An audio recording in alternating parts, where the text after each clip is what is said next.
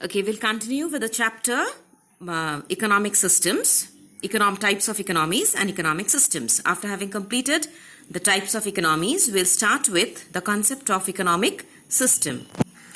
Economic system means the sum total of all devices and institutions through which economic choices are made and scarce resources are used for the purpose of satisfying various human wants. Now, let's analyze the terms used here. Economic choices. What to buy, how to buy, what to produce for the consumer. They have limited income. What they will buy is a part of their economic choice. For a producer, what to produce, how to produce, and how much to produce is a part of their economic choice. Okay? In economic system, we include the consumers and the producer. They are the devices and the institutions. Apart from consumers and producers, we also have firms as well as household, government, etc. They are the ones who are the devices and institutions who make economic choices using scarce resources. Okay? They have scarce resources and they use those scarce resources for satisfying various human wants. Like producers with the limited resources like land, labor, capital and entrepreneur produce goods to satisfy the wants of the consumer, and consumers with their limited amount of money they possess, they produce goods, they buy goods for their satisfaction. Now, according to economic system, there are three types of economic system. First one is capitalistic economy, socialistic economy, or a mixed economy. Okay, the capitalistic economy is also termed as capitalism, socialistic economy is termed as socialism, and the third one is a mixed economic system. Let's proceed with the capitalistic economic system. In a capitalistic economy, the productive resources, that is land, labor, capital, entrepreneur, are owned by private individuals, means people of the country, not the government. They use these resources to earn profits. Clear? They work, they earn with it.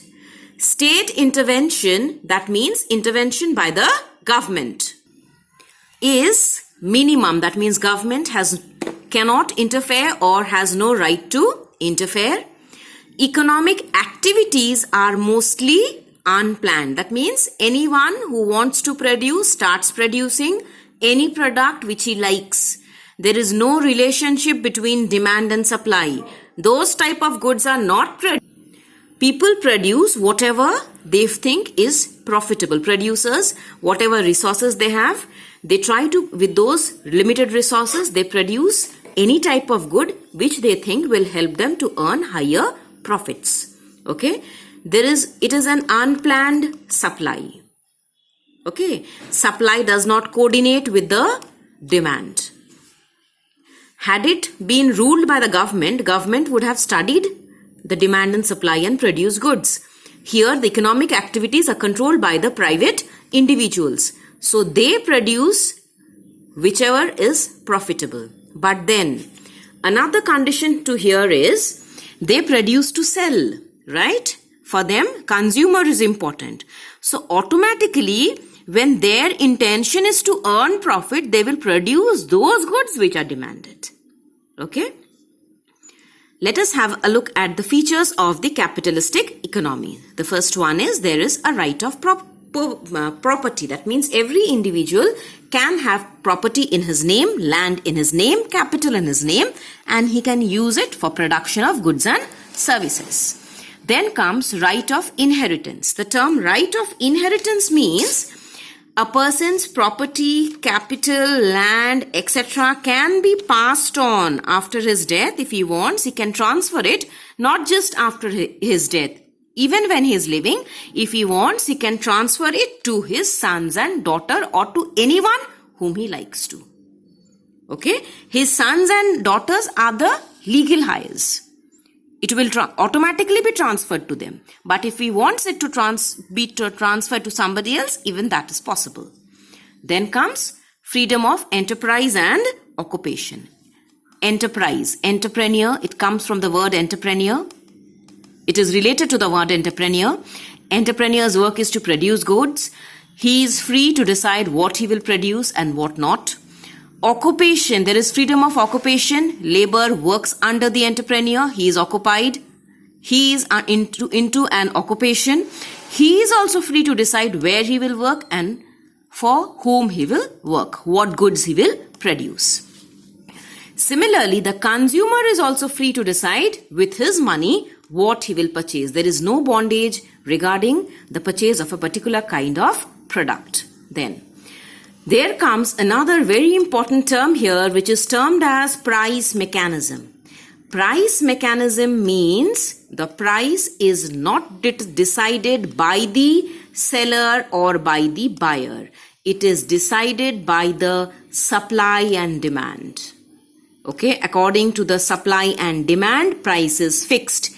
If the demand is more, price will be more. If the demand is less, price will be less. Okay, when I say demand is more, I mean if demand is more than supply, price will be more. And if demand is less than supply, price will fall down slowly. Then, there is competition among the sellers. Each one wants his product to be sold. Okay, so he tries to produce the best quality product so that he can attract customers towards his product. Each seller works with one motive, profit, earning. Okay, he is not ready to sacrifice the profit in the process. Then, nobody has to force anybody to work. Everybody knows, entrepreneur knows, if he works more, he'll earn more. Labor knows if he works more, he will earn more. So all of them work due to their own self-interest. Nobody forces the other one to work. Last one, there is minimum government interference. Minimum government interference means government does not interfere regarding what entrepreneur will produce, where labor will work, what consumers will buy, nothing. Government has no right to interfere in the working of the economy at all.